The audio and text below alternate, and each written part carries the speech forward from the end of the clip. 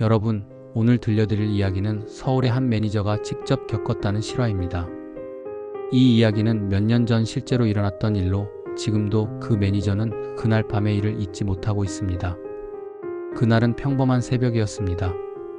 시계는 새벽 5시를 가리키고 있었고 서울 시내는 아직 깊은 잠에 빠져 있었습니다. 아직 해가 뜨지 않은 어둠 속에서 한 매니저가 자신이 담당하고 있는 인기 연예인 이연서를 태우고 통일로를 달리고 있었습니다. 매니저는 이미 15년 차 베테랑이었습니다. 수많은 연예인들과 함께 일하면서 온갖 돌발 상황을 겪어봤지만 그날 같은 일은 처음이었습니다. 지금 생각해봐도 그날 밤의 일은 설명할 수 없는 미스터리로 남아있습니다. 통일로는 서울 시민들에게는 익숙한 도로입니다. 서울 북부를 가로지르는 주요 간선도로로 평소에도 교통량이 많은 곳이지만 그날따라 유독 차들이 꽉 막혀 있었습니다. 새벽 시간임에도 불구하고 차들이 거북이 걸음으로 움직이고 있었습니다. 매니저는 핸들을 꽉 쥐고 앞차의 뒷모습만 바라보며 답답해하고 있었습니다. 옆자리에는 오늘 중요한 촬영을 앞두고 있는 이연서가 조용히 앉아 있었습니다. 시간은 계속 흘러갔지만 차는 조금도 앞으로 나아가지 않았습니다. 매니저는 시계를 보며 초조해했습니다. 이대로 가다가는 촬영 시간에 늦을 것 같았기 때문입니다. 스케줄이 빡빡한 연예계에서 늦는다는 것은 큰 문제가 될 수 있었습니다. 결국 그는 결정을 내렸습니다. 통일로에서 벗어나 다른 길로 우회하기로 한 것입니다. 매니저는 차량용 내비게이션을 켜고 목적지까지 가는 다른 경로를 검색했습니다. 평소에 자주 사용하던 내비게이션이었는데 그동안 한 번도 이상한 길로 안내한 적이 없었기 때문에 전적으로 신뢰하고 있었습니다. 우회 경로 안내를 시작합니다. 예상 소요 시간 25분입니다라는 내비게이션 음성이 차 안에 울려 퍼졌습니다. 매니저는 안도의 한숨을 쉬며 내비게이션이 안내하는 대로 통일로를 벗어났습니다. 25분이면 충분히 시간 내에 도착할 수 있을 것 같았습니다. 하지만 내비게이션이 안내하는 길은 예상과 완전히 달랐습니다. 큰 길에서 점점 작은 길로 다시 더 좁은 길로 들어가더니 결국 매니저도 처음 보는 한적한 도로로 인도했습니다. 어둠 속에서 길의 끝이 보이지 않았고 주변에는 오래된 건물들이 줄지어 서 있었습니다. 건물들은 대부분 1970년대에 지어진 것처럼 보였는데 페인트가 벗겨지고 녹슨 철문들이 을씨년스러운 분위기를 만들어내고 있었습니다. 가로등 몇 개가 희미하게 주변을 비추고 있을 뿐이었는데 그마저도 깜빡거리며 곧 꺼질 것 같았습니다. 새벽 공기는 차갑고 고요했습니다. 이상하네요. 이런 길이 있었나요? 여기가 정말 서울 맞나요? 라고 매니저가 중얼거렸습니다. 이연서도 창밖을 내다보며 고개를 갸우뚱했습니다. 둘 다 이 길을 본 기억이 없었습니다. 서울에서 20년 넘게 살았지만 이런 을씨년스러운 곳은 처음이었습니다. 내비게이션을 다시 확인해보니 분명히 목적지로 가는 경로라고 표시되어 있었습니다. GPS 신호도 정상이었고 현재 위치도 정확하게 표시되고 있었습니다. 하지만 이 길이 정말 맞는지 의심스러웠습니다.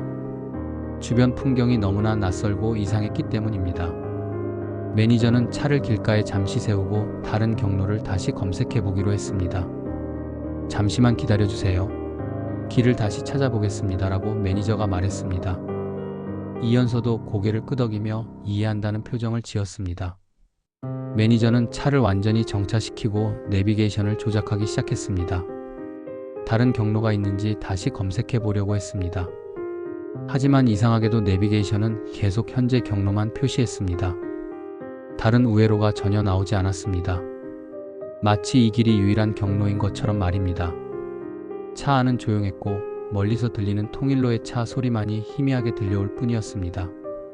히터에서 나오는 따뜻한 바람이 차 안을 감싸고 있었지만 왠지 모르게 오싹한 기분이 들었습니다. 주변이 너무 조용했기 때문일까요? 아니면 이 길 자체에 뭔가 특별한 것이 있는 걸까요? 몇 분 정도 지났을까요? 매니저가 내비게이션을 만지작거리며 다른 경로를 찾고 있을 때였습니다. 갑자기 차창 쪽에서 소리가 났습니다. 똑똑똑. 누군가가 차창을 두드리는 소리였습니다. 매니저는 깜짝 놀라 고개를 들었습니다. 혹시 길을 물어보려는 사람이 있나 하고 생각했습니다. 똑똑똑. 소리가 다시 들렸습니다. 이번에는 더 선명하게 들렸습니다. 누군가가 분명히 차창을 두드리고 있었습니다. 매니저는 고개를 돌려 운전석 쪽 창문을 보았습니다. 하지만 어둠 속에서 아무것도 보이지 않았습니다. 가로등 불빛은 너무 멀리 있었고 차 바로 옆은 어둠에 가려져 있었습니다. 매니저는 이상하다고 생각했습니다. 이 시간에 이런 한적한 곳에서 누가 차창을 두드릴 이유가 있을까요? 혹시 길을 잃은 사람이거나 도움이 필요한 사람일까? 생각도 해봤지만 왠지 모르게 기분이 좋지 않았습니다. 차창 밖을 자세히 들여다보려 했지만 어둠 때문에 아무것도 보이지 않았습니다. 그런데 이상하게도 평소보다 어둠이 더 짙은 것 같았습니다.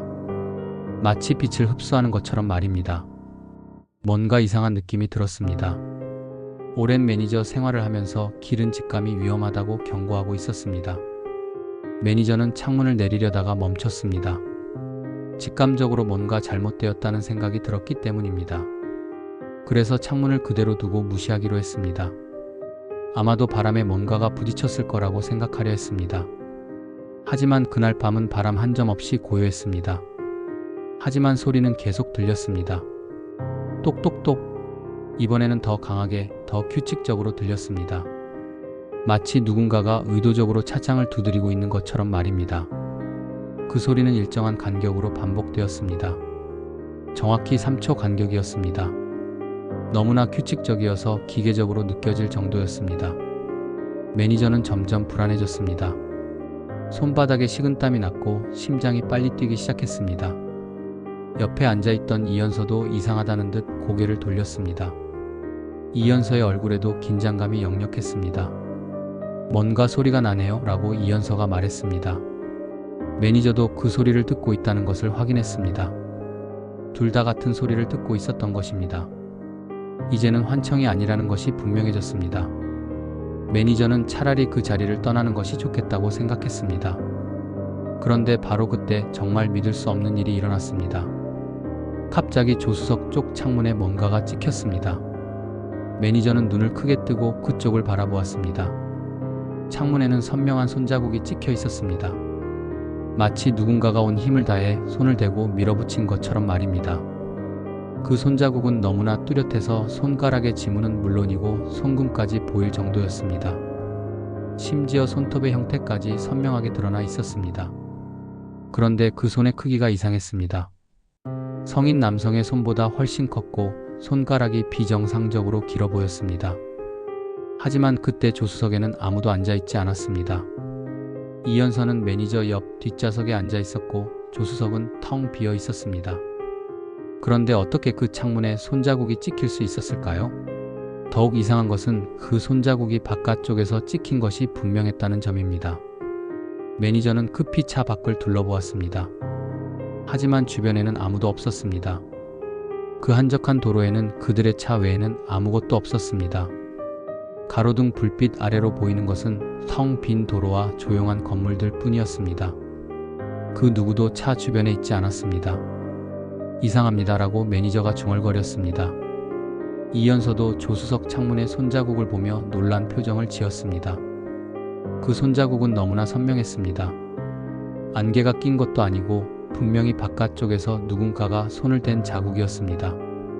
손바닥과 5개의 손가락이 모두 뚜렷하게 찍혀 있었습니다.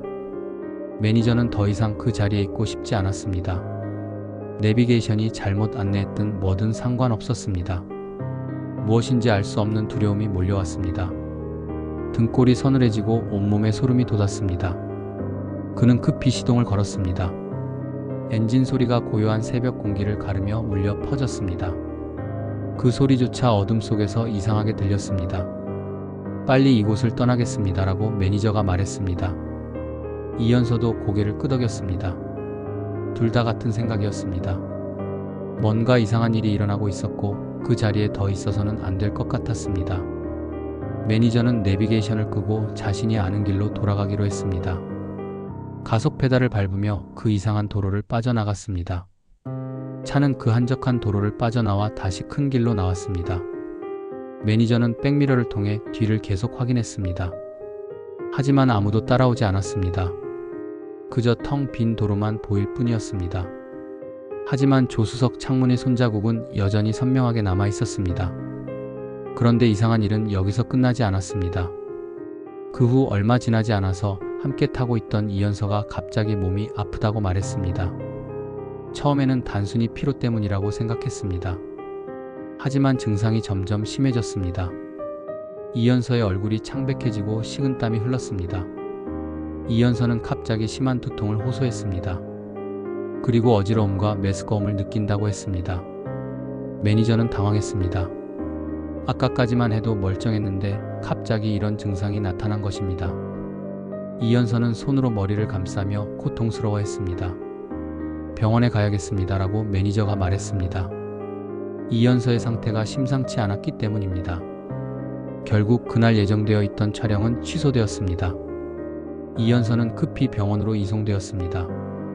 의료진들이 여러 검사를 했지만 정확한 원인을 찾지 못했습니다. 검사 결과 특별한 이상은 없었지만 이연서는 계속 몸이 좋지 않다고 말했습니다.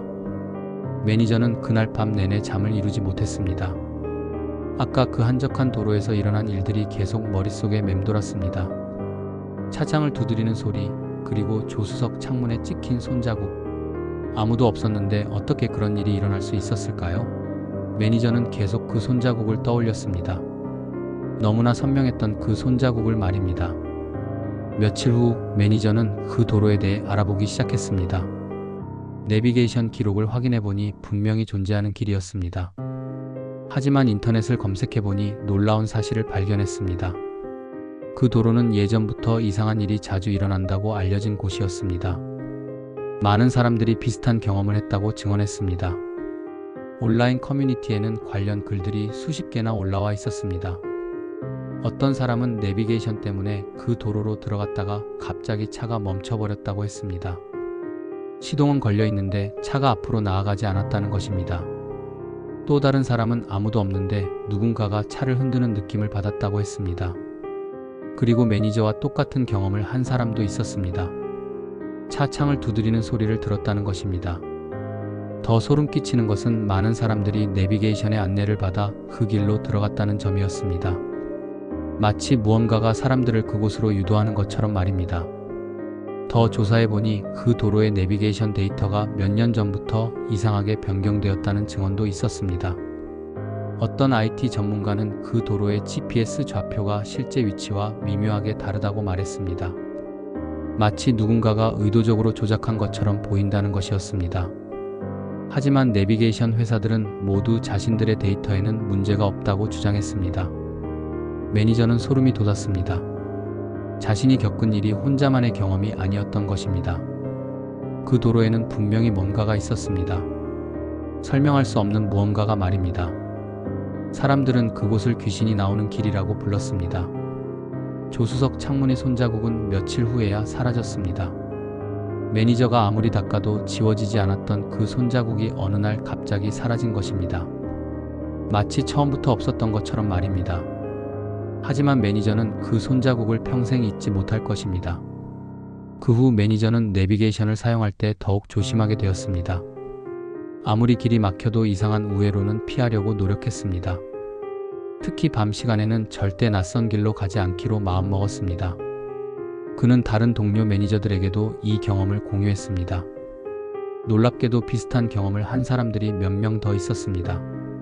한 매니저는 나도 그 길 같은 데 들어간 적이 있는데 갑자기 라디오가 이상한 소리를 내더라고 말했습니다. 또 다른 매니저는 내비게이션이 갑자기 꺼졌다가 다시 켜지면서 전혀 다른 목소리로 안내를 시작했다고 증언했습니다. 그리고 다른 사람들에게도 그런 경험을 조심하라고 조언했습니다. 특히 밤 시간에 내비게이션이 안내하는 낯선 길은 주의하라고 당부했습니다. 이연서는 며칠 후 몸이 좋아졌습니다. 하지만 그날 일에 대해서는 절대 말하지 않았습니다. 마치 그 일을 잊고 싶어 하는 것처럼 보였습니다. 매니저가 그 일에 대해 물어봐도 고개를 저으며 다른 이야기로 돌렸습니다. 지금도 그 도로는 그대로 있습니다. 낮에는 평범해 보이지만 밤이 되면 여전히 이상한 일들이 일어난다고 합니다. 최근에도 내비게이션의 안내를 받아 그 도로로 들어갔다가 비슷한 경험을 했다는 사람들의 증언이 계속 나오고 있습니다. 보이지 않는 존재가 여전히 그곳에 머물고 있는 것일까요? 혹시 여러분도 내비게이션이 안내하는 낯선 길에서 이상한 소리를 들으신다면 절대 호기심을 갖지 마시고 그 자리를 빨리 떠나시기 바랍니다. 그리고 창문에 이상한 자국이 생긴다면 그것은 우연이 아닐 수도 있습니다. 보이지 않는 존재들은 때때로 우리를 자신들의 영역으로 부르려고 합니다. 그들의 부름에 응답하지 않는 것이 때로는 현명한 선택일 수도 있습니다. 하지만 그들이 왜 그런 신호를 보내는지는 아무도 모릅니다. 이것이 바로 차창을 두드리는 손에 대한 이야기입니다. 지금 이 순간에도 그 도로 어딘가에서 내비게이션의 안내를 받은 누군가의 차창을 두드리고 있을지도 모릅니다. 이 이야기는 한 연예인 매니저가 통일로 근처에서 겪은 실화를 각색해 만든 이야기입니다. 실명을 밝힐 수 없어서 연예인의 이름 이연서라는 가명을 사용했습니다. 시청해주셔서 감사합니다. 구독, 좋아요, 알림 설정은 큰 힘이 됩니다.